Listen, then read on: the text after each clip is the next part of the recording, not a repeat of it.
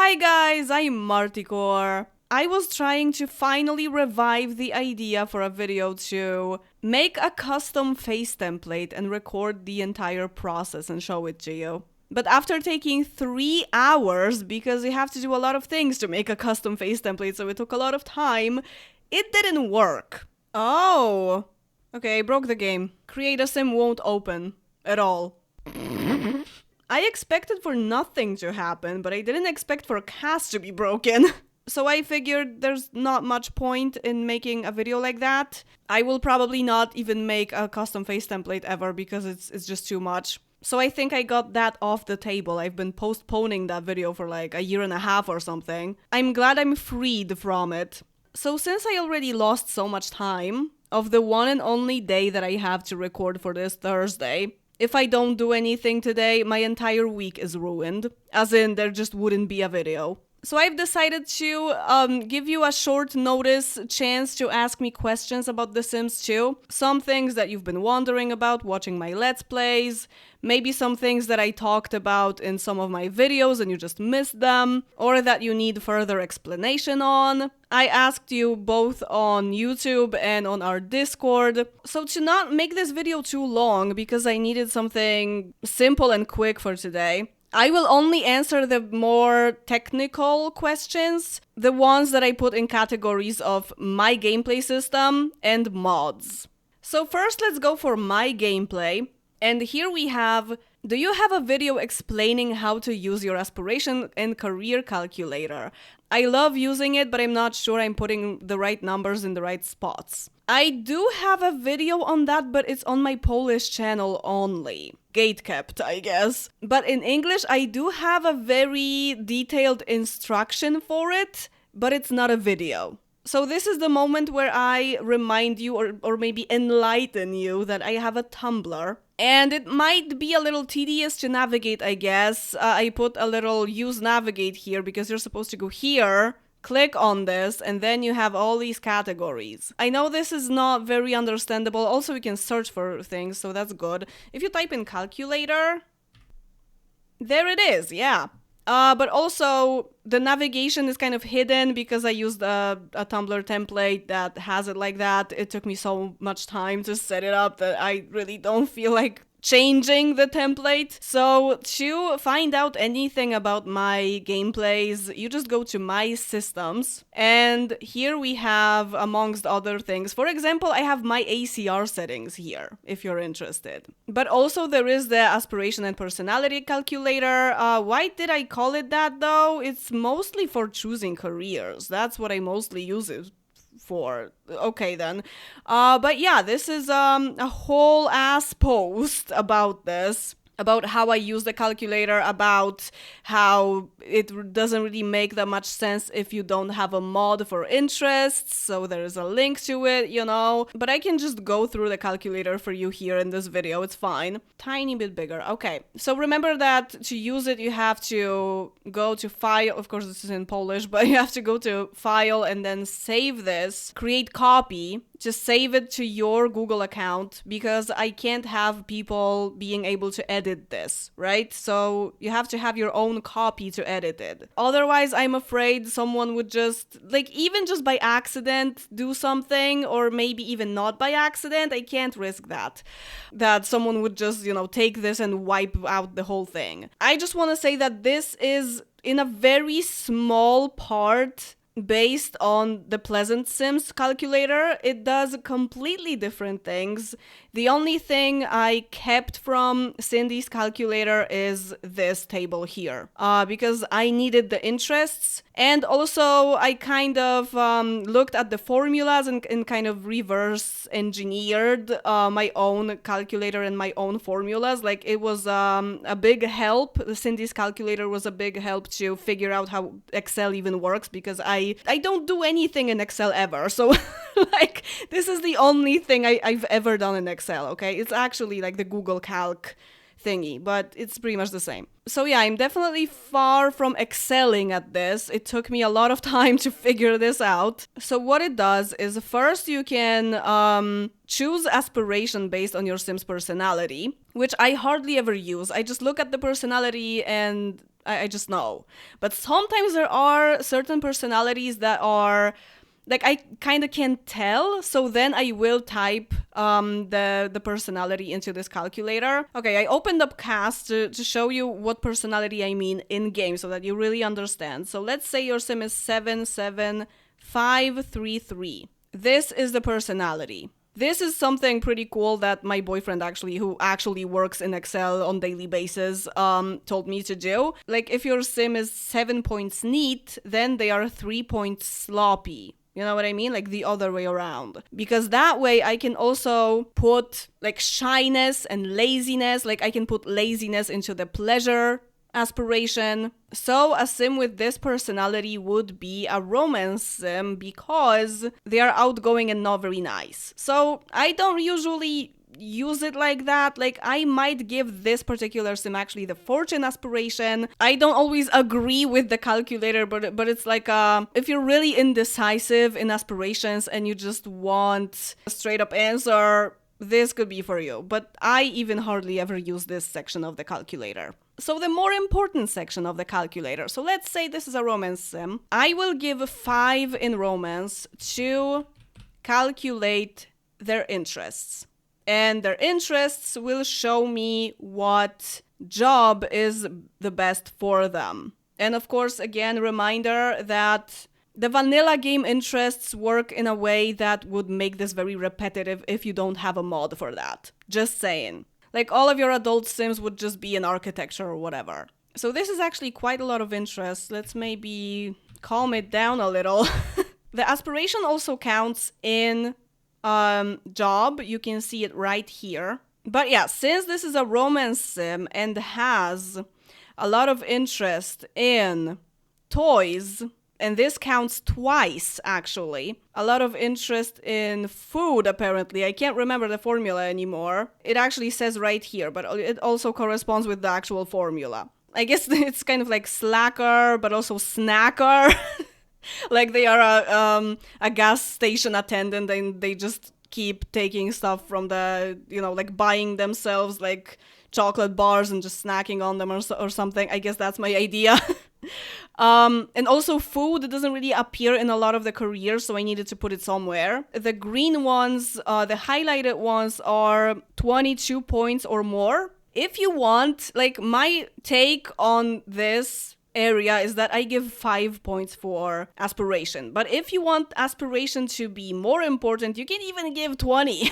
This area is complete freedom. You cannot count the aspiration at all. And it will be gamer in this case. So yeah, if you ever see me calculating a teenager, I sometimes show the calculator doing that as well. But yeah, if you see me doing that, I just type in the numbers of interests and it just shows me the best careers for this sim. And also if I feel like changing their one true hobby with bad box, I might use these points as well, because this calculates the best hobby for them kind of differently than the game does it, based on interests only.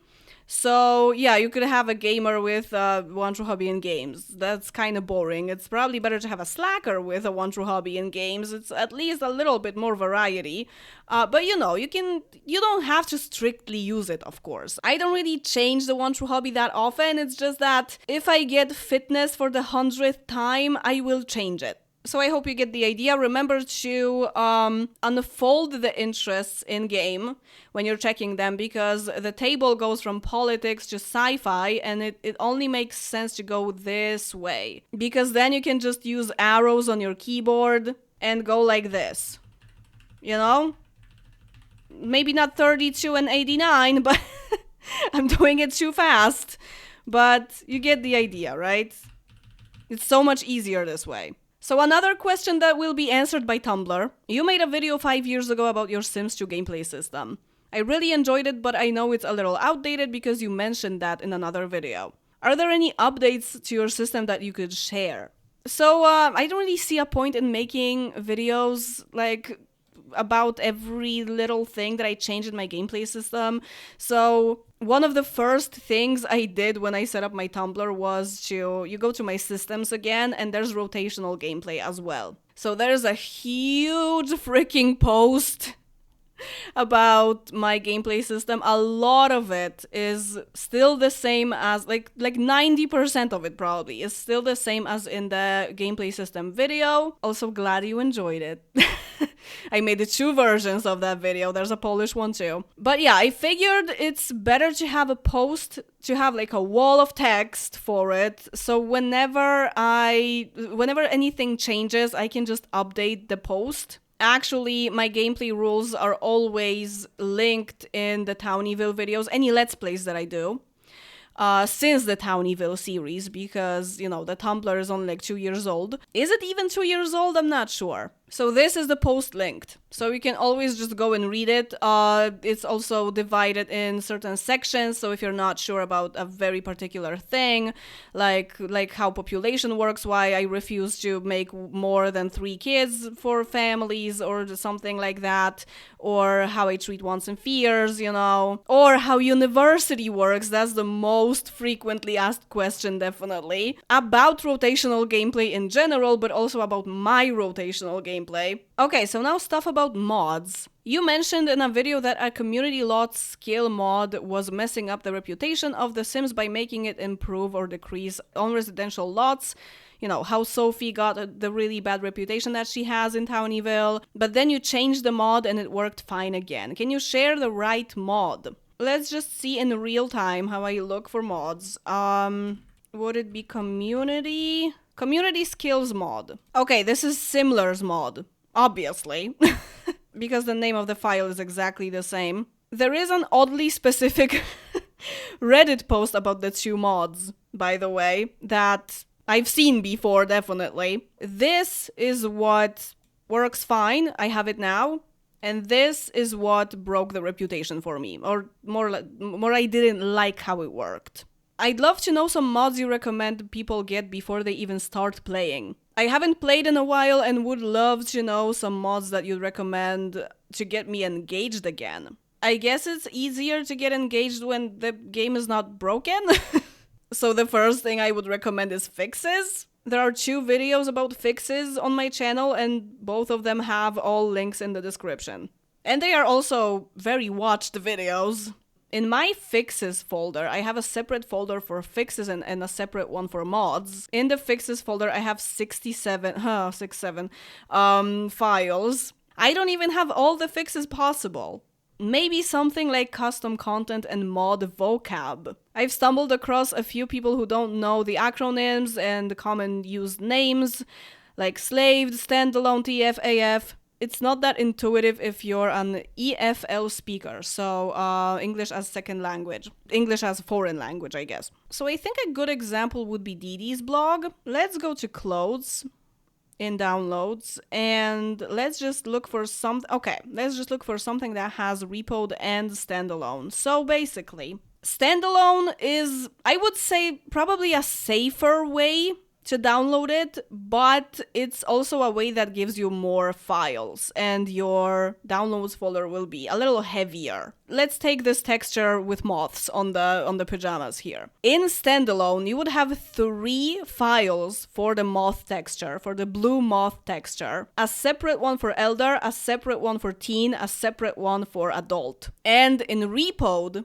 you would have 1 file of this blue moth texture that will apply to teen, adult, elder, all at once. If you download this wrong, this is when you end up with clothes that just look like skin. They don't have the texture on them. Because very often, especially on Dee blog, you have to really read, because if you get the repoed version, you have to download this as well, because they are repoed to the AF files. So there's a different link for the adult female. AF is adult female. So you have to download this first, and then what Dee did for the repo, because this is only TF, EF. This is teen female, elder female.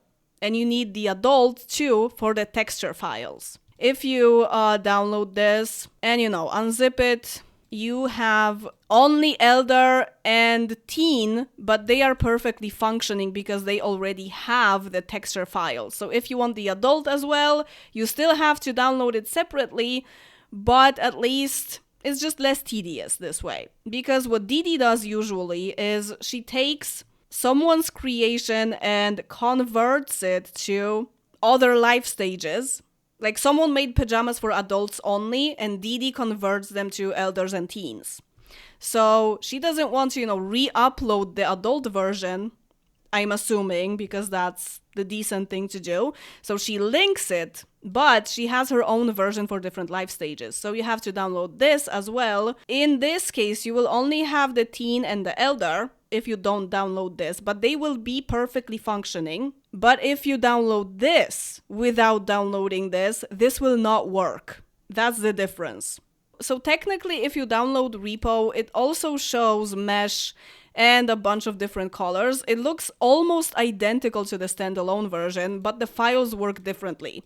The files are, like in the Repo version, they are linked to the texture. And in the standalone version, they have the texture within them. I usually download Repo because it's less heavy. Yeah, it's actually quite the difference because this folder, the standalone one, is almost 6 megabytes. And this is not even 1 megabyte. So if you have a lot of stuff, this can really make a difference. And the heavier your downloads folder, the longer it will take for the game to load. No one wants that. But I think it is important to also know the acronyms for genders and life stages. E is for elder, of course. A is for adult. YA is for young adult. T is for teen. C is for child. But P is for toddler because T already exists as teen. So I guess you can think of it as pooper. And of course, F for female, M for male, and U for unisex. Very often, stuff for toddlers and children come in unisex, like both genders can wear it. So you will very often see PU or CU. It's also very useful to know this, not only when you're downloading stuff, but also when you're searching for stuff in your folder. So if I type in CU, I'm doing this with the asterisks because that shows me more results. If I can't detect a certain clothing for children, or I look it up in game, in debug mode, for clothes you actually have to type in testing cheats and turn on debug mode because it just won't show up usually. So I go for a child, and let's say I want to delete this. Actually, it doesn't say in the name that it's CU, but like if you want to wipe out the whole collection of children clothes that you have, it could be CF for females as well, or CM for child males, right? But yeah, it's really good to know this stuff, also to navigate them in the folders, just in case you need this. But I will actually try to find this. Rudhira dress patched top. Okay, let's try dress patched. Oh yeah, there it is. I have the folder. I even have the previews. I sometimes delete them, sometimes I don't. I kind of feel like if I delete them, I might not recognize what is what. So I often leave them. Yeah, this is the dress. And it actually says CF, child female, in the file name. So when it comes to more basic stuff, I just want to say, like for acronyms and names of custom content dictionary, always make sure when you're downloading things that you have the mesh. Because sometimes mesh can be something like here, that, hey, you have to have the mesh for this, and it's linked right here. It's not included. Sometimes it will say in brackets, mesh not included, and you have to look for it. Usually they link it in the post, so that's useful. I think it especially often happens with hair, because there are a lot of different textures, different retextures of the same hair. So you're just using the mesh and putting a different texture on it. So the mesh is linked somewhere else because it's someone else's mesh. So what a mesh is essentially just like the shape of the object. Like in 3D animating, you can see like the polygons and everything. That's a mesh. And everything else, something that has like a color name, like blue, black, red, whatever, or just numbers. If there is a swatch preview, you can see the numbers here. Like this is 1 and this is 12, for example, right? Yeah, these are just recolors that are put on the mesh. So if you only have the mesh, this applies to hair as well. If you only have the mesh, it will not appear in your game at all. And if you only have the texture, it will appear as a placeholder. So you download a hair, but you forgot to look for the mesh, it will just appear as like the long straight hair from the game or something. And for clothes, it usually appears as one of the outerwear jackets or something. If you see something like that, it means that you lack mesh because the texture has nowhere to go. And without the mesh, you won't have the shape, so usually it just doesn't appear in the game at all. Okay, and now the video just turned into explaining what custom content is, basically, but I hope that's useful anyway. If you have any questions like that, like more specific ones, because, you know, like tutorials for how to mod the game, there are like 500 of them. I don't really need to do that. Then go ahead and ask, and maybe I'll make another video like that. Or a Tumblr post. And as always, thank you very much for watching this video, and see you in the next one. Bye!